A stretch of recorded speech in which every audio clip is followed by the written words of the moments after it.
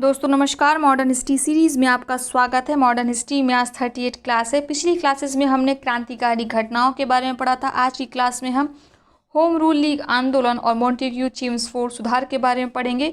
तो चलिए क्लास शुरू करते हैं। होम रूल लीग आंदोलन के बारे में पढ़ने से पहले हम जान लें होम रूल शब्द का मतलब क्या होता है। होम रूल शब्द एक आयरलैंड से लिया गया शब्द है जिसका अर्थ होता है स्वशासन। इसके प्रणेता आयरिश नेता रेडमॉन्ड थे। रेडमॉन्ड ने आयरलैंड में होम रूल लीग आंदोलन चलाया था। भारत में होम रूल लीग आंदोलन बाल गंगाधर तिलक और एनी बेसेंट ने चलाया था। इनको हम एक एक करके पढ़ेंगे। तो चलिए शुरू करते हैं तिलक के होम रूल लीग आंदोलन से। अगर हम तिलक की बात करें तो बाल गंगाधर तिलक 1914 को 6 वर्ष की लंबी सजा काटकर जेल से रिहा होते हैं। इन्हें 1908 में राजद्रोह के आरोप में भारत सरकार ने जेल में डाल दिया था। जब 1914 में बाहर आते हैं जेल से तो ये भारत की परिस्थितियों काफ़ी बदला हुआ पाते हैं। अरविंद घोष इस समय तक संन्यास ले चुके थे। लाला लाजपत राय अमेरिका चले गए थे और अंग्रेजों की कार्रवाइयों से जो राष्ट्रीय राजनीति का जुझारूपन था वो बेहद धीमा हो गया था। परंतु ये देख पाते हैं कि अभी भी भारतीय राष्ट्रीय कांग्रेस राजनीति का एकमात्र मजबूत विकल्प बची है। वो जानते हैं कि बिना कांग्रेस की सहायता से कोई भी राजनीतिक आंदोलन सफल नहीं हो सकता था, इसीलिए वे कांग्रेस में शामिल होने का प्रयत्न करने लगते हैं। साथ ही में कुछ नरमपंथी जो नेता थे कांग्रेस के, वे भी महसूस करते हैं कि 1907 के श्वेत अधिवेशन में जो कांग्रेस का विभाजन हुआ और उग्रवादियों को कांग्रेस से बाहर कर दिया गया, ये कहीं ना कहीं गलत था। इसलिए वे भी महसूस करने लगे थे कि तिलक को कांग्रेस में शामिल किया जाना चाहिए और एनी बेसेंट भी लगातार इस बात के लिए दबाव बना रही थी। लेकिन 1914 के कांग्रेस अधिवेशन में फिरोज शाह मेहता और उनके कुछ समर्थक तिलक या अन्य गर्मपंथी नेताओं को कांग्रेस से बाहर रखने के लिए कांग्रेसियों को मना लेते हैं। तो अब तिलक और एनी बेसेंट के पास कोई विकल्प नहीं बचता है और अपनी राजनीतिक आंदोलन चलाने का फैसला करते हैं। इसलिए तिलक 28 अप्रैल 1916 को पूना में होम रूल लीग की स्थापना करते हैं, जिसके प्रथम अध्यक्ष बनते हैं जोसेफ बैप्टिस्टा। इनका खास क्षेत्र समझ लीजिए क्या था लीग का। मध्य प्रांत, आज का एमपी, महाराष्ट्र, बम्बई को छोड़कर कर्नाटक और बरार। इसका उद्देश्य क्या था? अंग्रेजी साम्राज्य के अंदर रहकर संवैधानिक साधनों द्वारा स्वराज प्राप्त किया जाए। ठीक है, इस कार्य के लिए उन्होंने देश में जनमत तैयार किया। ठीक है, और खूब प्रचार किया होम रूल लीग का अपने 2 समाचार पत्रों के माध्यम से, मराठा और केसरी के द्वारा। उनका कहना था, तिलक का कहना था कि भारत उस बेटे की तरह है जो अब जवान हो चुका है। समय का तकाजा है कि पालक बेटे को उसका हक दे दे, यानी जो ब्रिटिश भारत सरकार थी वह भारत को अब उसके हक दे दे। इस कारण तिलक पर कारण बताओ नोटिस जारी किया गया और उनसे कहा गया कि क्यों ना आपकी गतिविधियों के चलते आप पर प्रतिबंध लगा दिया जाए और उन्हें 60,000 रुपये की जमानत राशि भरने को कहा गया। परंतु उसी समय मोहम्मद अली जिन्ना ने वकीलों का एक दल तैयार किया और एक मुकदमा लड़ा उन्होंने हाई कोर्ट में, और हाई कोर्ट ने तिलक को निर्दोष करार दे दिया। और उसी समय यंग इंडिया पेपर ने, समाचार पत्र ने, यह लिखा था कि यह अभिव्यक्ति की आज़ादी की बहुत बड़ी जीत है। यंग इंडिया किसका पेपर है, किसका समाचार पत्र है, यह आप मुझे कमेंट बॉक्स में बताएंगे। मैं ऑलरेडी क्लासेस करा चुकी हूँ। बात करते हैं तिलक के लीग के बारे में। तो लीग के उद्देश्य में स्वराज की बात सबसे प्रमुख थी। कालांतर में इसमें क्षेत्रीय भाषा में शिक्षा और भाषाई राज्यों की मांग को भी स्वराज की मांग में जोड़ दिया था तिलक ने।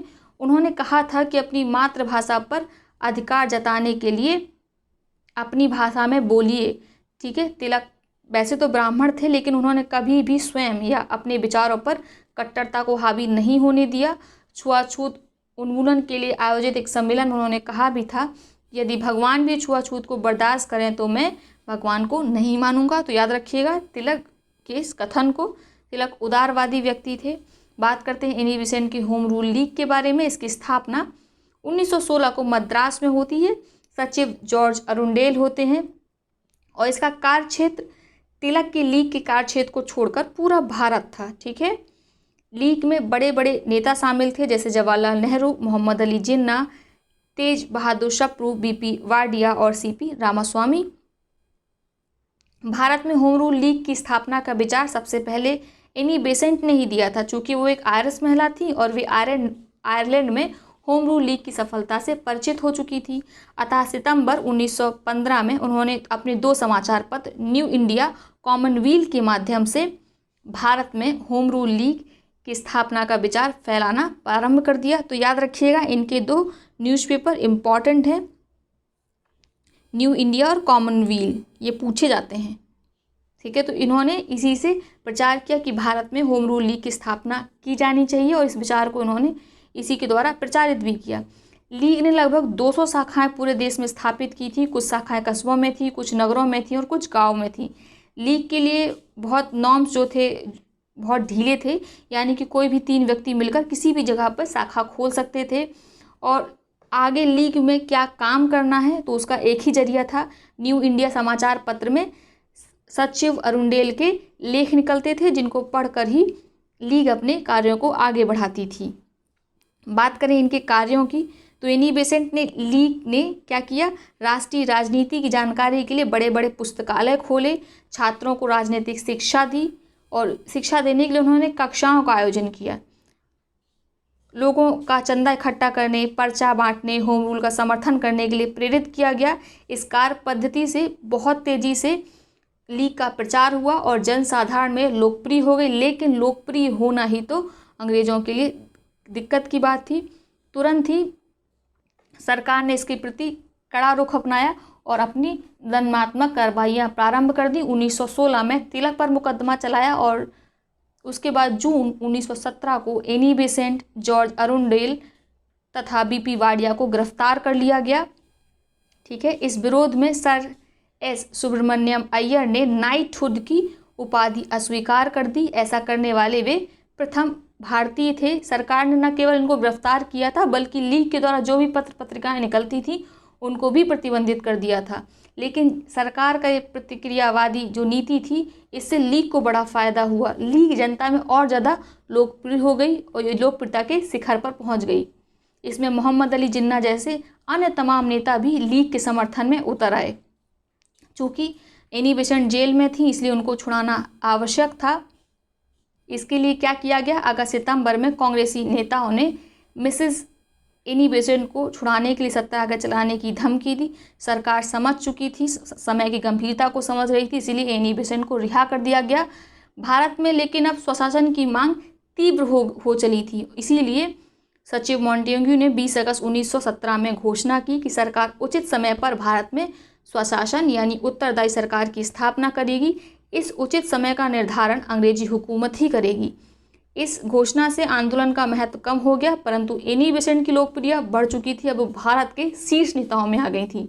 इसीलिए 1917 में उन्हें कलकत्ता अधिवेशन में कांग्रेस का अध्यक्ष भी चुना गया। तो वो 1917 में जब कांग्रेस की अध्यक्ष बनती है तो उस समय कांग्रेस की प्रथम महिला अध्यक्ष भी बनती है। तो याद रखिएगा, एनी बेसेंट 1917 में कलकत्ता अधिवेशन में कांग्रेस की अध्यक्ष बनी और वो प्रथम महिला अध्यक्ष थी कांग्रेस की। उन्होंने इसी समय अध्यक्ष पद पर रहते हुए बोला था कि विदेशी शासन एक राष्ट्र को शक्तिहीन, चरित्रहीन बनाकर उसकी क्षमता कम कर देता है।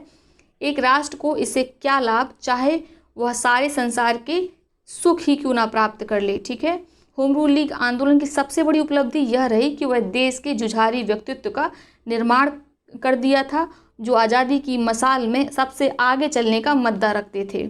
मॉन्टेग्यू घोषणा से स्वशासन मिलने की आश्वस्तता लीग का पतन कर दिया। बाल गंगाधर तिलक 1917 को इंडियन अनरेस्ट के लेखक वैलेंटाइन श्रोल पर मानहानि के मुकदमे के लिए इंग्लैंड चले गए थे।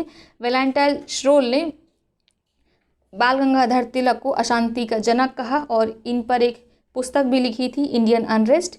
और इसी बात पे बाल गंगाधर तिलक ने वैलेंटाइन श्रोल पर मानहानि का मुकदमा किया था और उसी को लड़ने के लिए इंग्लैंड चले गए थे और कई महीने तक वे वहीं बने रहे।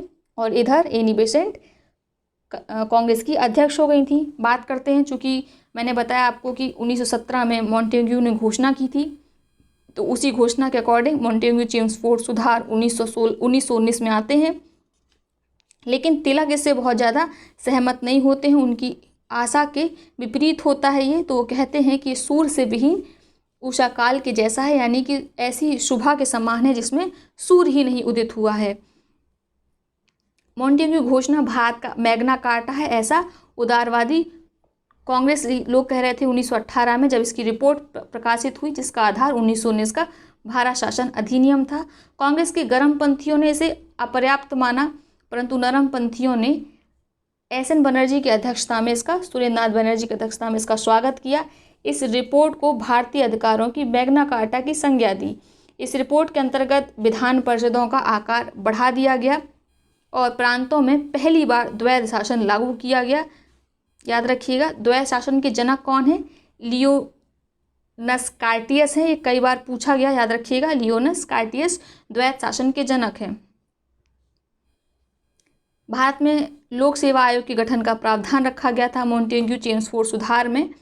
साथ ही ब्रिटिश संसद द्वारा भारत के औपनिवेशिक शासन के लिए यह अधिनियम 1921 में लागू किया गया। इस अधिनियम की विशेषता थी उत्तरदायी शासन की प्रगति। इस अधिनियम द्वारा प्रांतीय विधान परिषदों में अब 70% सदस्य निर्वाचित होने लगे थे और भारत में पहली बार महिलाओं को वोट देने का अधिकार मिल गया था। चूँकि मैंने आपको बताया कि मॉन्टेग्यू चेम्सफोर्ड सुधार का जो कांग्रेसी उदारवादी थे वो स्वागत कर रहे थे, लेकिन उग्रवादी बहिष्कार कर रहे थे। तो 1907 के सूरत विभाजन की तरह इस बार भी कांग्रेस में फिर से फूट पड़ गई, लेकिन इस बार कांग्रेस से नरमपंथी अलग हुए थे। गर्मपंथी नहीं, उग्रवादी कांग्रेस में ही थे और नरमपंथी बाहर हो गए थे।